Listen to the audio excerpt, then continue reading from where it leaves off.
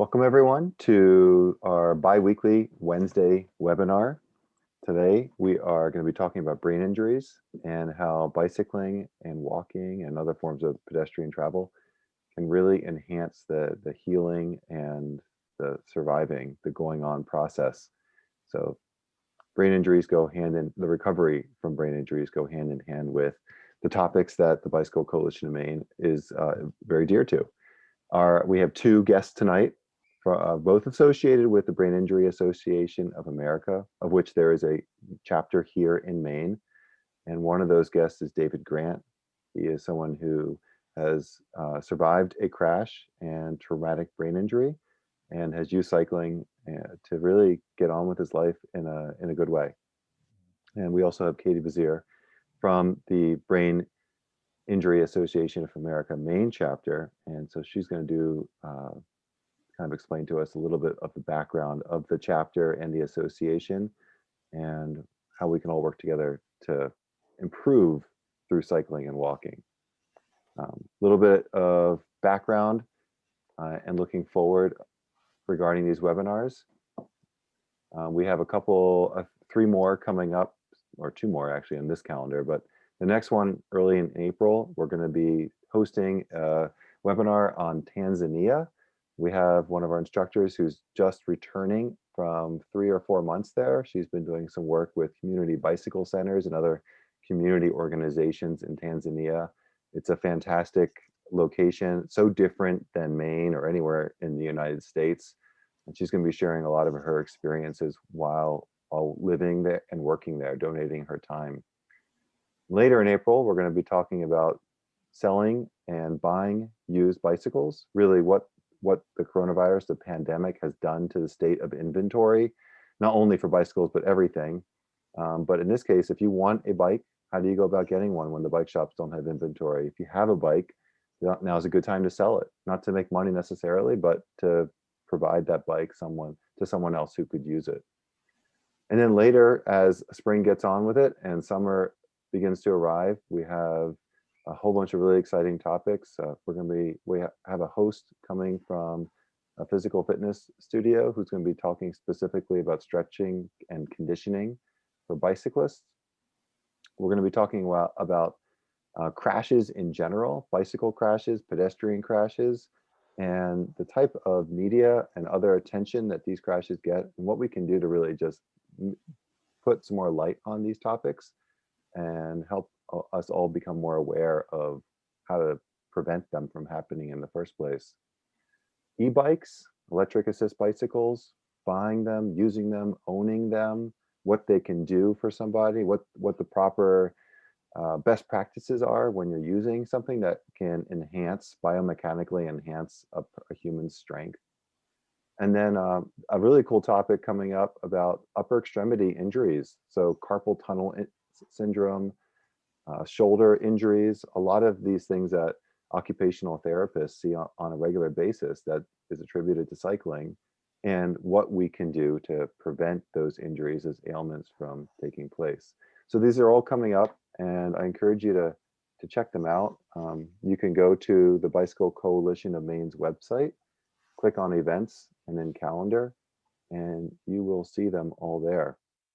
And the Bicycle Coalition of Maine, a little background, we are the statewide voice for bicycling and pedestrian activism, advocacy, education. We pass legislation to make life better, and we try to just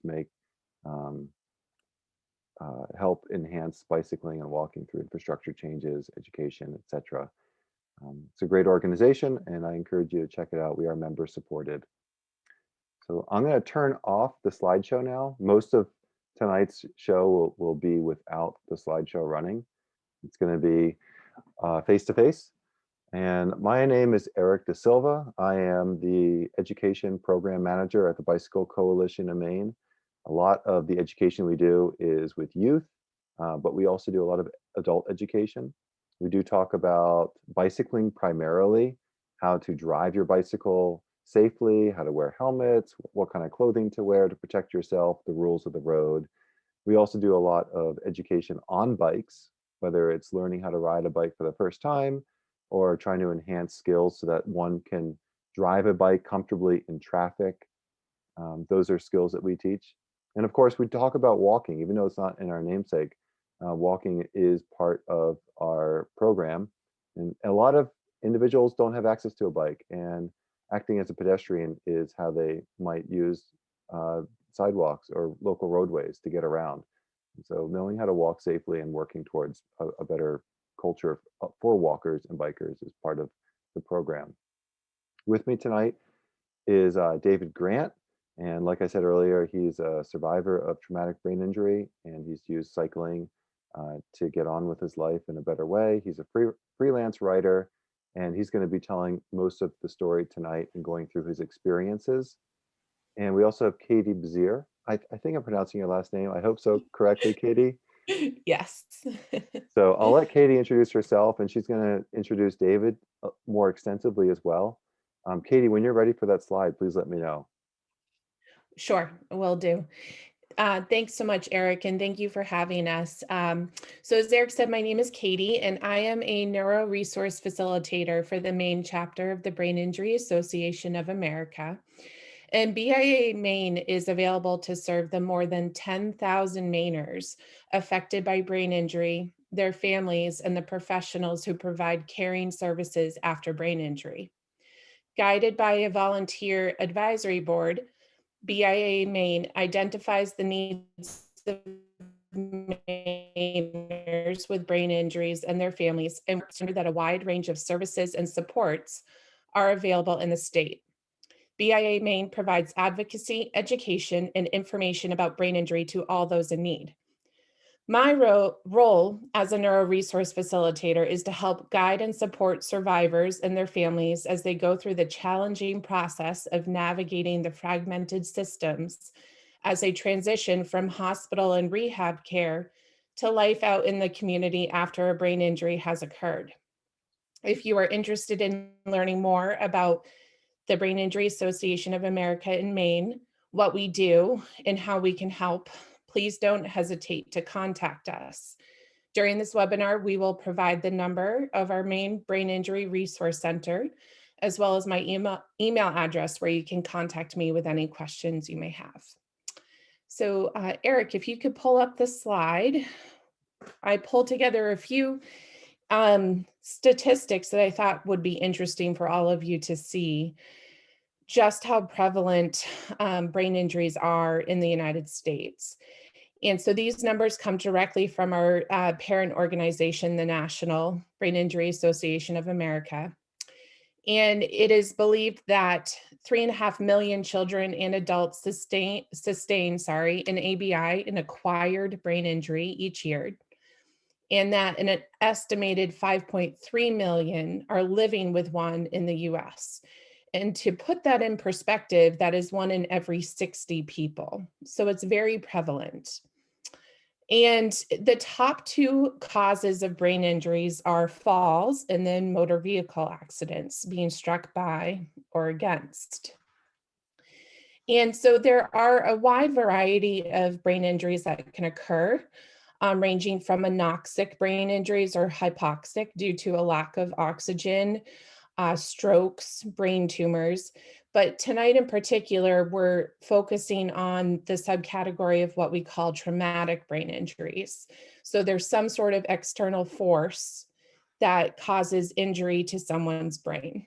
And with a traumatic brain injury, they can be broken down into 3 subcategories of mild TBIs, moderate, and severe.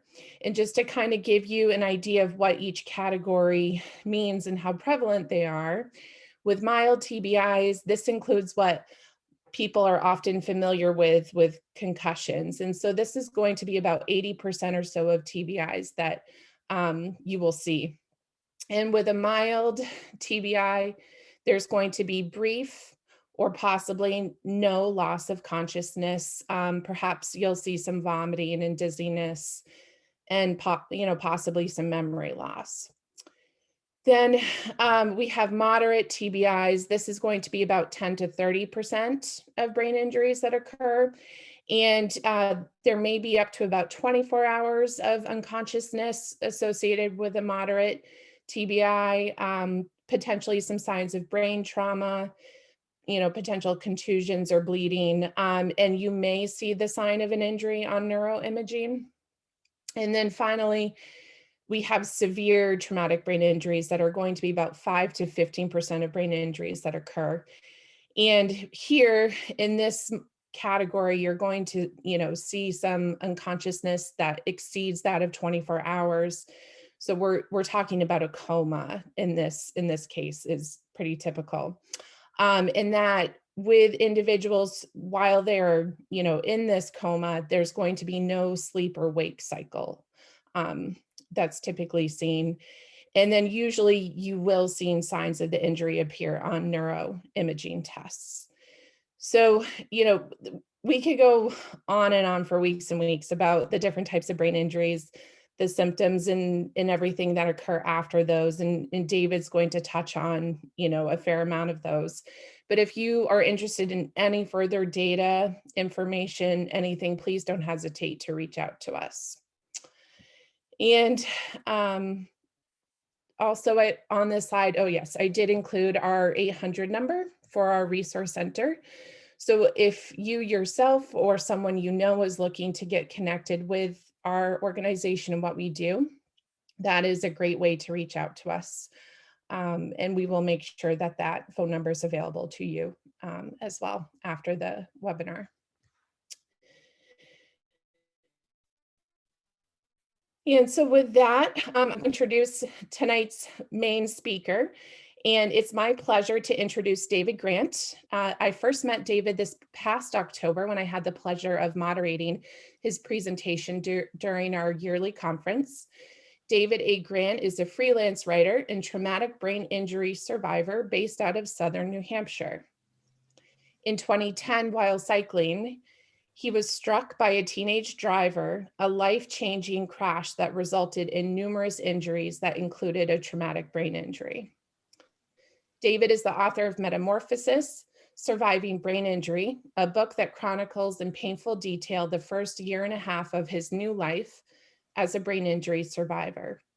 David is also a many-time contributing author to Chicken Soup for the Soul, including Chicken Soup for the Soul, Recovering from Traumatic Brain Injuries. He shares his experience and hope through advocacy work, including public speaking, as well as his brain injury blog.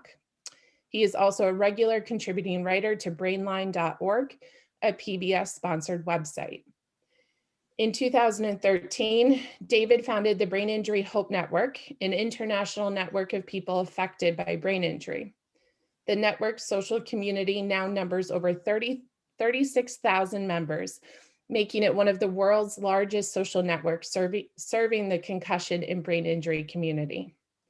When David is not at his desk, he can be found cycling in the back roads of New Hampshire. Welcome, David. We are thrilled to have you.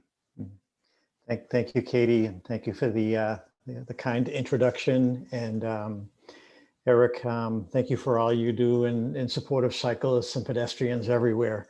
I need to take ownership of my anxiety and nervousness. It doesn't matter whether I'm in front of a podium or in my office looking at the Hollywood squares. To anybody under a certain age, that's a TV show that used to be on many, many years ago. So I need to acknowledge that. I've been looking forward to this since Katie, since you first brought this to my attention, in a way that I have not looked forward to speaking in a very long time. In the years since my accident, I've had the opportunity to speak in a keynote capacity at conferences internationally, medical professionals, students, and knowing that there were going to be a number of cyclists here tonight, I'm like, oh my God, my people, and for anybody who remembers Cheers, and Norm would walk into the bar and the whole bar would go, Norm. And like, he would feel at home. Like when I walk into my local cycle shop, everybody's like, Dave. And I feel at home. And so, yeah, this is a little bit of a different venue, but it's really exciting. And I'm gonna shake things up just a little bit. Normally when I am asked to share about my life, I'll talk a little bit about what my life was like before things happened in 2010, the events that happened in 2010, and kind of what happened afterwards. But I want to get into a little bit of detail about like how obsessed a cyclist I am, and kind of a little bit of my history as a cyclist. And you know, I think about my first bike often. It was I'm going to show my age. It was in the late 60s, and it was a Schwinn apple crate. And you can buy these things on eBay now for like $3,000. And it had the banana seat that was all sparkled. I had the big sissy bar in the back. I had the stick shift in the middle with 3 gears. I was a little kid, and like, I might as well have taken that thing to the moon. Like, I love that. And, you know, I transitioned from that to what was lightweight at the time, a 46-pound Schwinn Varsity. That was the bike du jour to have in the 70s. And I used to take that on weekend rides. I was, you know, 12 or 13 years old. And I'd go out on 40-mile bike rides. You know, I live in at the time I lived in northeastern Massachusetts. I'd drive up to Manchester and back. I'd head down to the Boston area and back. I could be found anywhere lugging my Schwinn around. And it was amazing. You know, one of the things that I still love about cycling today is that feeling of being in an immersive state, kind of being at one with what's outdoors. We talked about a little bit at a meeting a couple of weeks ago in advance of tonight's event. I was out 2 weeks ago, and a fox crossed right in front of me, probably 30 or 40 feet away. And, you know, you're on top of the world. You're not even the endorphins, just being out there on a bike. I did my first century ride, a 100-mile ride from northeastern Massachusetts to the Lakes region to Ossipee, New Hampshire. I was 13 years old, and I did it on my 46-pound Schwinn. And I remember being a little bit obsessed at the time, thinking I somewhere had read in a bike magazine that if you can do 100 miles in under 10 hours, like, you're really badass. And like, I wanted to be like the guys in like Tour de France. I wanted to be one of those guys. And I came cruising in. I left at 5:45 a.m. and I think it was 3:45 in the afternoon. I made it in like 9 hours and 45 minutes. And it's funny, but like 13 years old, and like, I can't tell you about my first pizza, and I can't tell you about my first date, but I can tell you in detail about my first 100-mile ride. You know, I got as far as Milton. There weren't the interstate, again, showing my age, the interstate network wasn't as built up as it is today. So I'm cruising up all 2-lane roads, and I'm up just outside of Milton, and there's this big giant hill. And the plan was, I think the world is a little safer then. My mom's like, be careful. We'll see you this afternoon. My family had a camp up north, and her plan was to follow me just to make sure that I was okay. And Mom came upon me, it's somewhere around mile 60. And she was starting to get nervous because she didn't think I'd get that kind of mileage under my belt. And she's pulling up the hill in Milton, and I packed a lunch, and I'm sitting under an oak tree, happy as like I have ever been in my life, with my 46-pound Schwinn leaned against the tree, eating lunch. Hi, Mom, I'm fine. I'll see you in another hour or two. And, you know, that was my introduction to, you know, just kind of cycling. I've been self-employed for a lot of years, and we're going to see if we can pull something off. I was a little ADD before my accident, and after my accident, I became super ADD, and I had a therapist tell me that's really common. And I'm getting better at staying on track, but I may circle back on occasion. I've been self-employed for 20 years. I love being my boss. My first job being self-employed, I was 12. And I ran a bike shop at home. I'm a little kid running a freaking bike shop. And I used to scout around Methuen and where I grew up, and I'd find bikes that were out in the trash. I'd scab them for parts. I had a whole workshop in my basement. I had, you know, brake parts in this cabinet, wheels over here, you know, chrome rims that they used to have in the bikes in the 60s and 70s. I'd put them all together, throw a coat of Krylon paint on them. And my dad was my distribution channel. He sold them at the tech company he worked for. And I take the money that came in, pocket some of it for candy because I was a kid, and then buy additional parts. And I'm like, I'm a 12, 13-year-old kid wheeling and dealing in bikes. So like, am I a cyclist to a core? Yep. And then I grew up and like life happened. And this is where the Winnie the Pooh narrator kind of speaks in my head and says, David got older and kind of lost interest in biking for a while. But I started a family and, started a career and moved forward in my life and kind of got away from the bike. And I get into the career that I do today. I sit at a desk for, well, these days it's about 30 hours a week, but it was 40 hours a week, drinking Cokes and eating Twinkies and doing coding and computer stuff. And I got fat. I started putting on weight, and I one point got as high as 270. Couldn't figure out why everybody called me Big Dave. Why are you calling me Big Dave? I'm wearing 42s, but I'm looking fine. And I went to my doctors, and she said, well, you're type 2 diabetic, and you need to lose some weight or you're going to lose your feet. And I'm also quite candid, by the way. Very few people have to say, can you tell me what you really mean, David? And I took her suggestions to heart, and I got back on a bike again. And this is 2007. And I started, I remember my first ride again, huffing and puffing, probably wearing sweatpants and, the belly hanging over the belt. And I did 8.5 miles, and it killed me. I was miserable, but I knew what I had to do. So I started cycling, and I'm kind of like the wind up everybody. You put me in a direction, wind me up, and I don't stop. And before I knew it, I dropped about 100 pounds, and I was on top of my game physically, mentally, emotionally, just feeling better than I had in years. At the time in 2007, 8, and through most of 2009, I was doing 25 to 30 miles a day like clockwork. I felt guilty if I didn't ride for a day. Just out there every day, loving it, couple hours a day on the bike. And, life was never better. And here's where we're going to kind of insert the dramatic pause. Dun, dun, dun. If any of you, some of you guys know my story and a lot of you don't. And if any of you had heard me share kind of what my life was like up until this moment and that moment in time, you think David's a pretty average guy. He's maybe a little obsessed. He may be wrapped around the axle a little bit. I like to think I'm kind of like 90% of other cyclists. I go into my bike shop. I haven't been in as much since the pandemic, but like I talk shop with the guys that work there, and how far, what are you doing? How are the rides? This is the best season now. We've got longer days, dry roads, no more hot hands.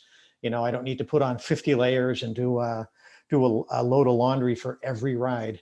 And so I'd sound kind of like just an average guy, but I'm not. I'm not. On November 10th, November 11th, 2010, I went out for a ride, and my intent was to do 30 miles, like I did all the time. And I get to mile 23, and I want to qualify this a little bit and share it with others. I'm quite conservative. I like speed. My top speed on a bike downhill on a windy road was 47 miles an hour. I never want to do that again. I've hit that benchmark and scared the you-know-what out of myself. But I cycle conservatively. I don't weave in and out of traffic. I wear bright clothes, wear a helmet. I have got nothing but contempt for the unhelmeted that I occasionally see on the roads. I saw probably a dozen of them today. And I'm careful. I told my kids for a very long time, I've got a lot of life insurance, and I'll be darned if you're ever going to see a dime of it. No death wish. And on that November day, mile 23, I pulled into an intersection that I had pulled into 100 times, maybe more. And I looked to the left and it was clear, and I looked to the right and it was clear. And I always lead with my left foot. I gave my pedal a push, and literally in 2 ticks of a clock, literally life as I knew it was over. Just like that. I was broadsided by a 16-year-old newly licensed driver. I fondly say I probably do more miles in a day than days he had shaved in his entire life. I was thrown about 50 feet down Main Street. My injuries were extreme. I was about 2 blocks from the Main Street fire station. And if it sounds like this is hard for me to talk about, it is. I don't gloss things over. I don't candy coat. And these days, the life that I live, and I'll circle back to that toward the end of our time tonight, is extraordinarily normal. But I feel very much a morally bound obligation to kind of bring myself back to that space, because it happened to me as a conscientious, cautious biker, cyclist, and kind of member of our community. And I'm not the only one that it's happened to, and it can happen to anyone. You know, I did everything that I thought was right. I was 2 blocks away from the Main Street fire station, and they shut down Main Street. They sent a bunch of first responders over, an ambulance, police cars blocked the street. For whatever reason, the ladder truck came up. It was quite a scene around me. And a bunch of pretty much the entire staff, except for one person on duty, walked over from the fire station. It was quite a scene. And at the time, I thought I never lost consciousness. But a year later, as I was going through some neuropsychological evaluation, the doctor asked me what I saw after the accident.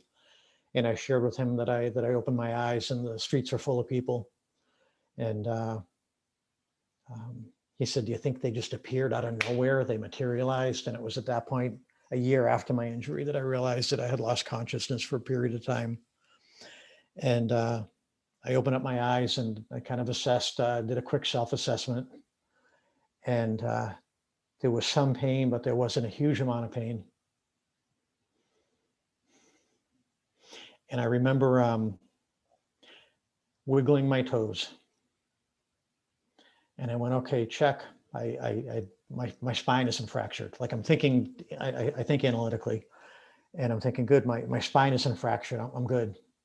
I'm not going to be in a wheelchair. And then I remember moving my arms a little bit, and the pain started to creep in. And check, okay, I can move my arms. And I'm looking around trying to you know, what just happened here? Like it didn't make sense.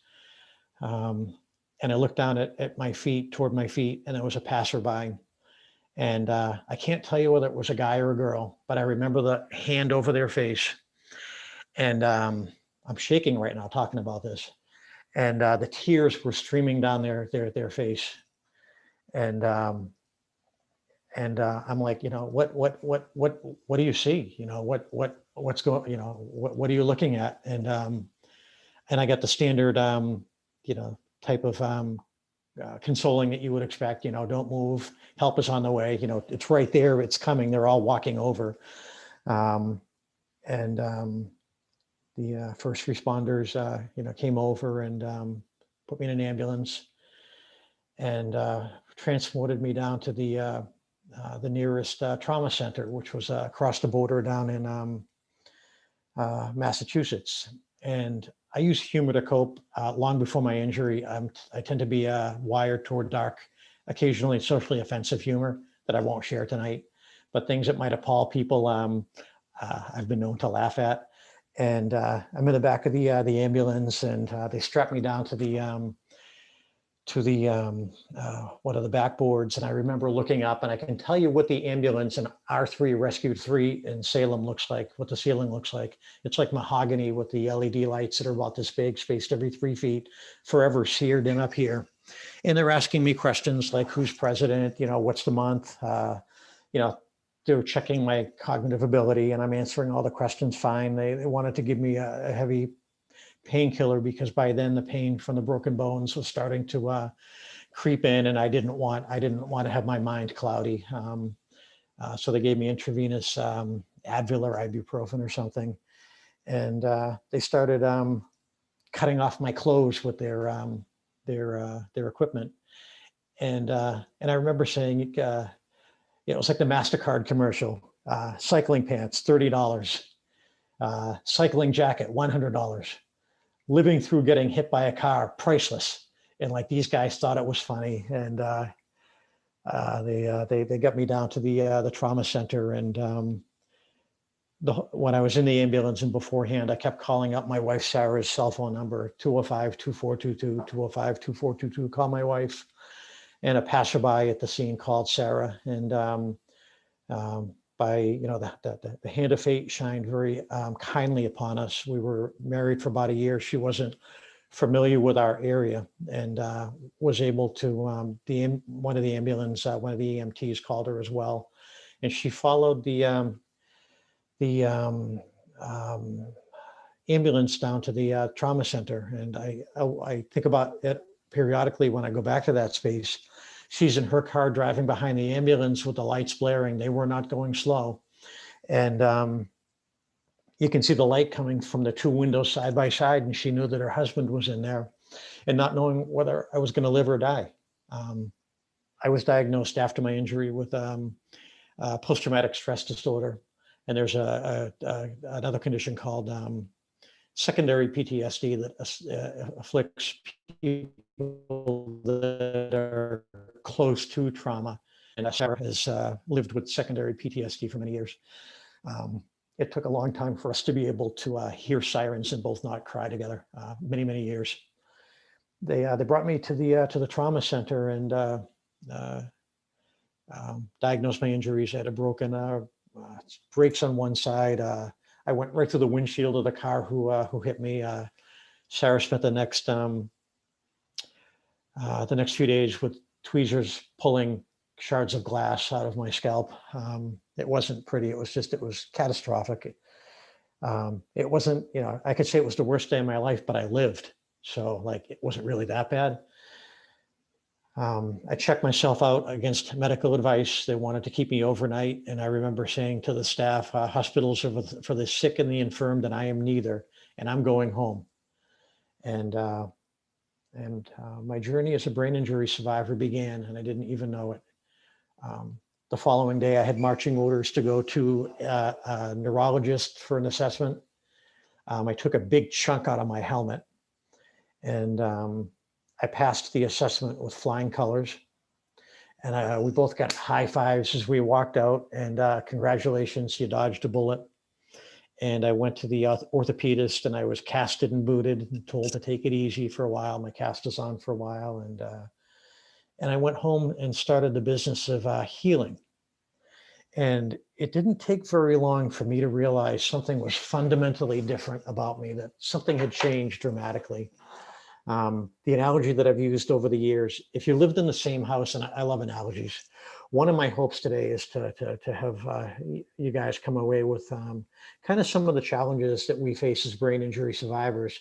Because again, to circle back to one of my earlier comments, if you met me today and it wasn't on a bad day or an off day or when I was overtired, you'd never know about my challenges. It's called an invisible disability, and I am a disabled adult, and I accept that today. But I knew that things were fundamentally different. And the analogy that I like is, if you lived in the same house for 20 years, and if through some magic overnight, somebody took your house and moved it 4 feet to the right, you get up in the morning and you'd look out your windows and you'd say, everything looks the same, but it's different. Like my field of vision has shifted. Like the neighbor's house is there, but it's not quite right. And, that bush should be here. It's the same, but it's really different. And that's what it felt for me from the inside, looking out through here. Everything is fundamentally shifted, and I don't understand it. But things are different. And external people started to notice changes in me. I am an absolutely garden variety brain injury survivor. And early on, my challenges were right out of the textbook. Some of the things that I dealt with were a very dramatic personality change. My wife early on said, I've been married to two different husbands, but it's one man. I became very different. I became quite loud. Another thing that's very common to those of us within the brain injury community is the loss of an emotional and verbal filter. And when Eric and Katie and I shared a couple of weeks ago in advance of this meeting, I let them know that I would be careful to keep the filter up and keep profanity out. Steve Wade, who's here tonight, nice to see you, Steve. He was at my first keynote in Maine, and I actually dropped a little profanity by accident in 2013. And I try not to do that these days. It's just I try and live the life as with a little bit of civility and decorum, and profanity doesn't really fit in that. But I'd be quick to utter four-letter words that I would never have said otherwise. And my wife Sarah, who's listening tonight, said I was. I don't think she used the term embarrassment, but I was unpredictable in public. Put me in a 12 items or less line at the supermarket, and the guy in front of me is 14. And most of us might think, as we're standing there quietly judging, counting their 16 items, or 14 items, what's wrong with you? I'd be the guy that would say something out loud, not to him, but hey, can you believe that guy's got like 19 items? Like, I was just out of control. And it was horrible. I lost a lot of friends. I accept that today because it goes with the territory. People run from what they don't understand. Brain injury is very much put off as people are daunted and at times, I think, intimidated, and they don't know how to react. So they are out of your life, and that happened to me. I lost half of my children. They were adult children at the time, and they couldn't reconcile new dad with old dad. My second son's birthday is tomorrow. I got a card out to him earlier this week, and we've had one conversation in 9 years.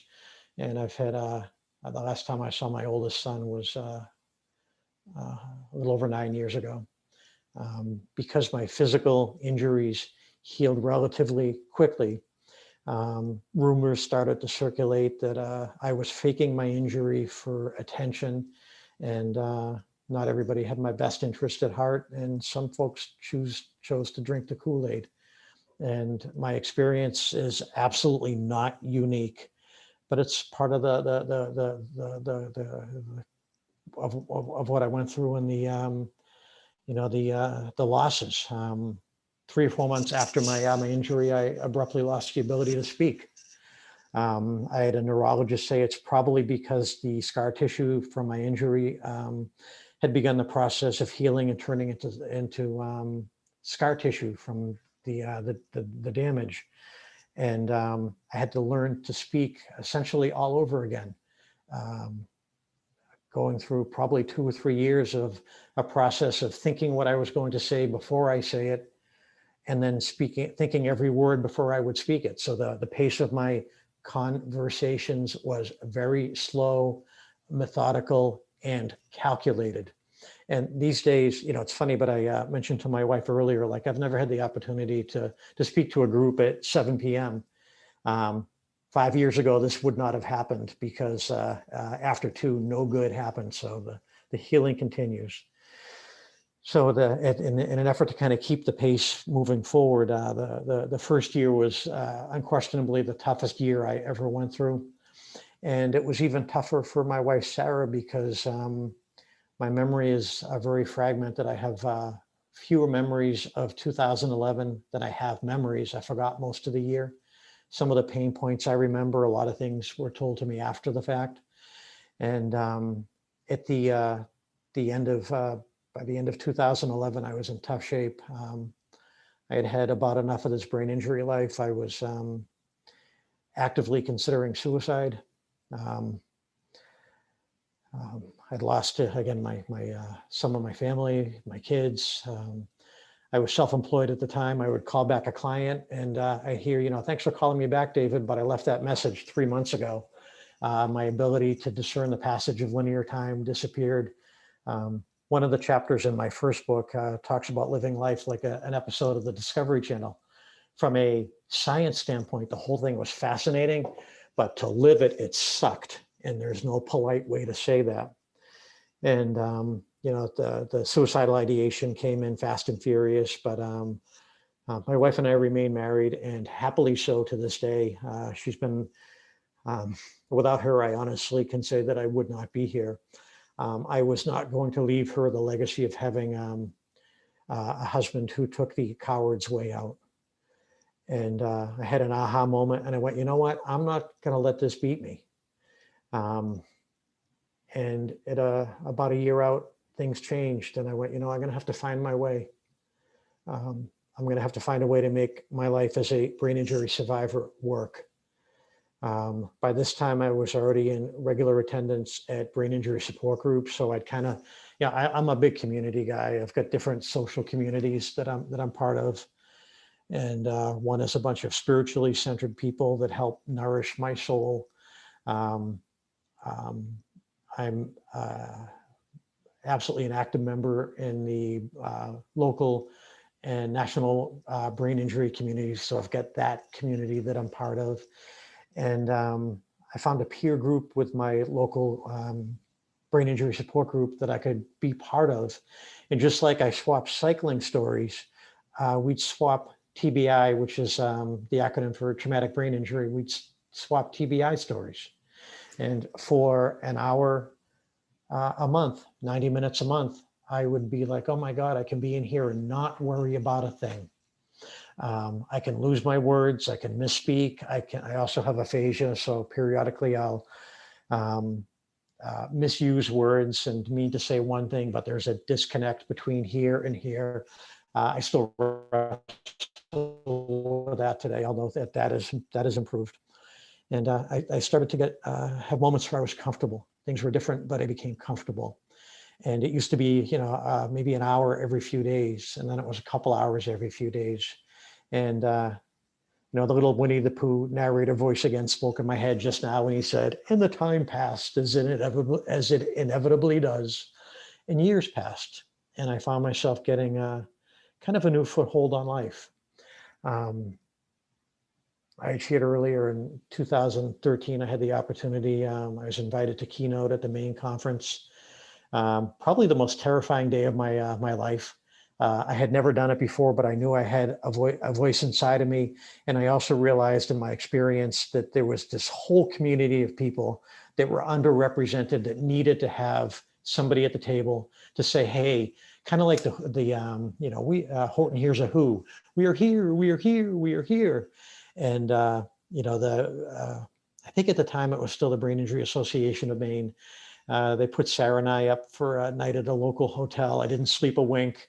And I remember standing in front of the podium, terrified.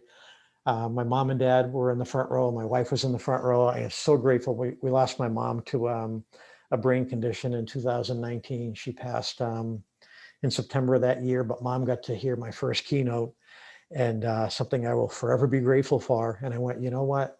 I'm going to start devoting my time to helping others. And the next few years are kind of a whirlwind. And I don't say this in any braggadocious fashion. It was just very exciting, very heady times. You know, we flew as far west as Seattle to present out there, and as far east as St. John's, New Brunswick, and a lot of stops in between. And I got to make connections with, I call people that support the brain injury community the absolutely nicest people that I never even knew existed. And there is an absolute common bond when I run into somebody that I know is a survivor. They know more about me than most people do. We share that almost soul level connection. I started a small Facebook community, and like Katie said in her introduction, you know, we've now grown to 60 countries. A couple of years ago, we had just under 1 million user engagements in March. It's our big month, which just floors me. And things have been, you know, last year because of the virus, the numbers were down, and this year, I don't know how things are going to go, but being able to be part of that has been immensely rewarding. And the part that I just love is, you know, I post comments comments and content every day. That was a slip, by the way. I meant to say content, comments came out, but I recovered quickly. And if I was with a bunch of brain injury survivors, they'd be like, yeah, we know what you meant. But that's kind of a compensatory strategy. And I found that by doing the best I can to devote my time to advocating, I don't think about myself. You know, I think about how can I serve humanity for a greater good. And what it's done is it's improved the quality of my life, and it's helped others. So that kind of part of the journey I like to call finding my way. And I want to talk a little bit about science and cycling, because it's really pertinent to all of us that are here tonight, sharing this time together. One of the pieces, I post questions occasionally as the moderator to our Facebook community, and I'll qualify it by saying something like, this question is for the tenured members of the brain injury survivor community. If you could name one or two things that really helped you along the way, what would it be? And it always circles back to cardio in one way, shape, or form. And out of that global canopy of cardio, cycling is always on the top of the list. Cycling helped me, getting back on a bike helped me. And getting back on a bike helped me. I was told by a respected neuropsychologist at a year that I was permanently disabled, that I would be incapable of learning anything new, that my recovery was over. And initially I used to quip and say, I'm going to make it my life's mission to prove him wrong. But that's not really fair. I have one life, and I want to live the best life possible and lean into my challenges. But circumstances seem that I did prove him wrong. So that whole cardio piece kept surfacing. And we had a short-term member. I've been a sitting board member for a number of years for the Brain Injury Association of New Hampshire. I absolutely, I'm at more meetings than I'm not at. I miss a couple like anybody, but I just, I love that part of my life. And we had a doctor that came up from Walter Reed. Her name was Dr. Carolyn Sizer. And she actually worked at Northeast Rehab, where I co-facilitated groups, and presented one day about new science that was emerging about the importance of cardio after a brain injury. And she talked about something very specific called brain-derived neurotropic factor. And I say that, and I immediately feel like I'm smarter than I am and kind of like a scientist. But what brain-derived neurotropic factor is it's a chemical that the brain releases naturally that speeds the growth of neurons. So it's basically a way of turbocharging your body to create more gray matter. And the data has shown that the sweet spot is 30 to 45 minutes of cardio 3 times a week. That's when you start to see a benefit. And the benefit has shown that minimum threshold increases your BDNF by 300%. So what I did is I got back on a bike a couple of months after my accident. It took me a year to leave my neighborhood, a year. I couldn't get off the back roads. PTSD had its claws deep into me. And but I got on a bike and I did it and I made it happen. And I noticed that I started to slowly feel better. And I noticed that I was doing better than a lot of people thought that I would. And what I was doing, unknown to me, is I was setting the table for neuro healing. I didn't even know it. Something at a very primal level said, you should keep doing this, David, and don't stop. And so there's actually science that backs it up. And I find it to be just the absolute irony that the same activity that by fate almost killed me has actually been the biggest contributor to healing and wellness. And I've had the opportunity to share with other survivors because a lot of folks at this time, if it's a group of survivors that I'm presenting to, will say, I can't get on a bike. Well, maybe you can't, but maybe a stationary, find a way that, you can at least get active. There are ways to do it. I found my new normal and my way to do it.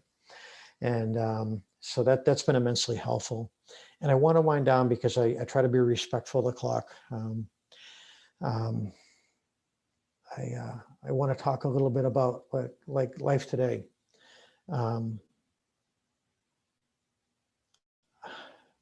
I'm profoundly grateful. I can actually say in the space that I'm in right now, it's 7:53 on Wednesday night in whatever day and month we're in, that I don't think I would turn the clock back and change things, even if I could. I feel like I've got a sense of purpose for my life that I never would have discovered had it not been for my injury. I feel like I have something to offer humanity that I may not have had had it not been for my injury. Sarah, my wife, pointed out many years ago, she said, we lived as honorable people before you were hurt. We're always good people, She said, but we never really, we didn't serve humanity in any way. And that whole piece kind of went click and fell into place. I've found a way to coexist with the losses in my life. February and March are tough. My older kids have birthdays to tick by and I miss them immensely. The cards go out, I called and texted and emailed for years, and hopefully they'll grow into the, what my wife and I fondly call fully formed adults, and maybe find their way to reach back out to me. And I'm happy, I run a successful web design and marketing company now. I'm able to contribute to the family finances in a meaningful way, and I'm at peace with my life. It's taken a lot of time to get there, but years, in fact, but I've come to that point. So my goal tonight was to kind of say, hey guys, here I am. I was a cyclist. I had a setback. I've got some challenges, but I've been able to come out the other side. And hopefully somebody here has been able to maybe gain something and maybe a little bit of insight from my sharing. So for that, I thank you all. Thank you, guys. Thank you. Thank you so much, David. Thank you so much for sharing all of that. Really, I hope I get to meet you in person one day. One of the questions that I have is, after that type of experience, when you leave your neighborhood on a ride now, what do you do to prevent this type of experience reoccurring? Oh, What do you advise others to do when you have the opportunity to connect with them? Some of the things I don't change. I'm still an absolutely conservative cyclist, but I used to look left, look right, and then move. And now it's more, and again, this is like really basic stuff. Check left, check right, check left, check right, check behind me, do a final left and right, and then kind of go, okay, exhale and make sure, because most of it happens at intersections. So I take that extra kind of tenfold level of caution. And I am also more inclined, I'm in a community that's got a lot of quiet roads, and I prefer cow pastures versus retail areas. So my rides are quieter. They're also shorter. I'm a data guy with what I do professionally. And I have fought middle age for a long time. And it's only this year, I'll be 60 later this year. And I seem to be the last to have realized this. And my 30-mile rides effective this year, I go out and say, you know what, I'm not going to watch my odometer. I'm not going to push for a 17 plus average speed and come back, sore for a day or two. I'm going to enjoy the ride just for the ride. So shorter rides, slower rides. I practice mindfulness in all aspects of my life. And I can't stress the importance of check, check, check, check, check, check, check, check, check, check. So yeah, things have changed. Good question. That's one of the first things we teach young cyclists, or even adult ones, just to know your surroundings. Yeah. Know your surroundings and act in a predictable fashion so others will know what you're doing as well. I did want to share, before we run out of time, one comment that came through, which was, David, you had the wherewithal to come out of your loss of consciousness and tell people who you were and how to get a hold of your wife, your emergency contact. And one recommendation really is to carry something on your body, stash it in your helmet, put it in an obvious place where if you are in a crash, and you lose consciousness, those who come to serve and help you can find that contact information, get a hold of your emergency people, know if there's any pertinent medical information that they need to know in order to help you. So that can be on a 3x5 card. There's also things out there called Road ID. I think that's what it's called. It's like a bracelet that has this information on it. Very easy to find if it's on your wrist. And I also wanted to share a little bit of information about helmets. David was wearing one. And the injury, the statistics that we know from research, a lot of this research happens in a science laboratory, but there's also some real life situations out there that can lead to this data as well. But generally speaking, wearing a helmet is very good at reducing head injury. It's not a magic bullet, and that's why David's injured, but it does help. And so here's some statistics I put up here from some resources that Katie provided. Helmets are great at reducing injury by about 50%, and serious head injury by 60%, traumatic brain injury by 53%. That's really what we're talking about tonight. And then it also does a good job of protecting the rest of your face, not necessarily related to the brain in that case. The total number killed or seriously injured cyclists would drop by 34% when those people wear helmets. So David said earlier that he gets this sort of, oh my gosh, I want to say something out loud to these people. And I feel the same way when I see someone without a helmet on. We live in a culture where cyclists aren't expected, and we're trying to change that. But until we have that culture here, it's really up to us to just do our due diligence and protect the brain. So wearing a helmet. The second bullet is a similar statistic. The interesting thing here is that 63 to 83% reduction in the risk of head, brain, and severe brain injury for all ages of bicyclists is exactly the same for all ages of motor vehicle drivers, for those who are walking and suffer brain injury due to a fall. And so when you begin to look at this, you wonder, well, why don't we have mandates requiring all ages to wear helmets, not just youth? Why are we not wearing helmets when we drive? So just to give a little bit more profound impact to the helpfulness that a helmet can provide. The last bullet there is similar to the other two. 78% of adults, 88% of youth who suffered head and neck injuries were not wearing helmets when they were injured. So another reason to wear them. Helmet technology has changed a lot over the years. It used to be that a helmet was a styrofoam cup, like what you might get from the local coffee shop, covered in the early days, covered in like a nylon net.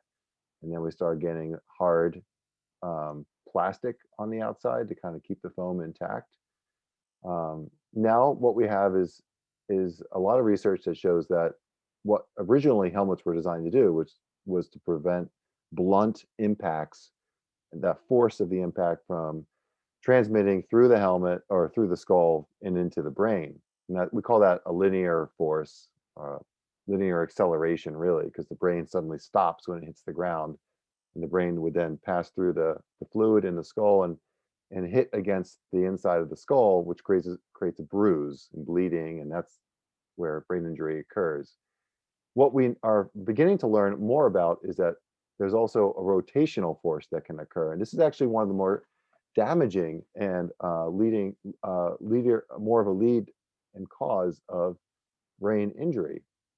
And so it's when there is an impact on the brain, not only is the brain traveling in a linear or a straight direction in line with that impact, but the brain's also being forced to twist, and that's this rotational force, that axial rotation. And that force is actually responsible for a lot of damage. And so some of the new technology out there, I've tried to show it with this picture at the bottom left here. There's actually 2 different layers within a helmet, and the inner layer is able to slide against the outer layer, the same way that our scalp is already able to do to a small degree. I can grab my hair and my skin and move it around. And so our scalp is doing this to a small degree. These helmets are able to then really magnify the movement so that the helmet's actually able to slide quite a bit, without the skull and the brain moving as much. And that's what that lower left design is trying to show. So the most popular one is called Mips. I don't remember what that stands for off the top of my head, but Mips is a third-party company, and then they license this technology to many manufacturers out there. WaveCell is another one. Instead of using two different layers, they actually use like a membrane with lots, like a honeycomb membrane, which is able to collapse and move around in different directions, independently of the outer shell. There's another low density layer, LDL. That's another company by Kali. And they use little rubber bumpers, very soft, like silicone. And they move a lot more than the foam and the shell of the rest of the helmet would. Spin, another company, they use like a silicone filled pads, I think. The idea with all of these, and what I'm trying to share with you all, is that there are a lot of companies out there doing similar research to develop similar technology to protect against rotational forces. And not Mips is the most popular. So when you look up research based on what helmet is the safest, because Mips is in so many helmets, it tends to get a lot of press. And what I found is that it's not always the best. Any one of these companies and different technologies can be a leader in how safe a helmet could be. Mips sometimes cost a lot. You tend to get the bells and whistles with more expensive helmets. But if you look around, you can find helmets that cost $50 rather than $200. $50 for a helmet, which is really reasonable considering what it's going to do to protect your life, that has some of this enhanced technology in it. Someone just made a note. I'm told WaveCell is an improvement over Mips. And I've heard that in some reports as well, but then like one of the more famous reports out there is by Virginia Tech, and they have a helmet safety institute. And the WaveCell helmets aren't necessarily the best, safest helmets there. And you can Google Virginia Tech helmet research and come up with that as well. How often is it necessary to change out your helmet? The industry standard is 5 years, and that's what they'll recommend any of you do. 5 years is fine. Some helmets might last 10, 15. It really depends how you care for them. 5 years is what the industry recommends. If your helmet's out on the dashboard of your car getting a lot of UV exposure, if it's exposed to a lot of change in temperatures, it's going to degrade faster, just like any product would. So replace your helmet when it starts to look like it needs replacing, or after 5 years. If your helmet is in any kind of crash, even if you're not wearing it and your helmet crashes, like falls off the top shelf and lands on the concrete floor, that helmet's already at that point absorbed energy. You may not see the deformation in the foam or the design of the helmet, but it's probably absorbed energy, and therefore it's either cracked on a molecular basis, or maybe it even shows damage. So when that happens, replace the helmet as well. MIP stands for Multi-Directional Impact Protection System. So it's a mouthful. The idea is that the impact can come from any direction. The helmet's going to slide around. It's going to protect your brain from forces that come from other directions. I just wanted to see if there was any other information here. There's a couple posts in that David shared a post on here about getting back on the bike following traumatic brain injury, why you should do it, why you should care.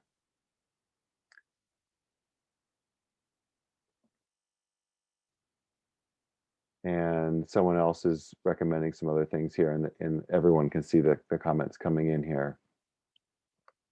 So I wanted to end on this slide. I love this little card of the benefits of a bicycle. They're really just, I feel like they're all so true. And here's a contact information for each of us. So if you want to get a hold of me at the Bicycle Coalition in Maine, if you have a question about safety, if you would like to have a safety instructor come and speak to your students at school, to your employment as like a lunch and learn, your employer as a lunch and learn, local YMCA, please contact me, let me know. If you have an idea for a future webinar, I'd love to host you. Katie, her contact information is here too. If you know someone that could use the support of the brain injury Awareness Association. I'm sorry, did I mess that up, Katie? No, that's great. Okay. Please get a hold of her, and that 800 number, maybe Katie, could you put in the phone number into the chat window so that we all have that? Definitely. David, you're a great speaker. I can imagine that you'd be a banging keynote speaker as well. I really do hope to meet you one day. Thank you so much for sharing your experiences with us. And I think one of the most important parts of what you said to me, to all of us tonight, was that you don't actually regret what happened, because it's so easy to look at someone in your shoes and feel sympathy or feel sorry for someone like you. And instead, what I think you have shown me is that um, this is almost like the hand of God has given you purpose, like you said, to make a difference for everyone who suffers from similar injuries and to show them the light. So thank you very much, David. Really, really appreciate your participation tonight.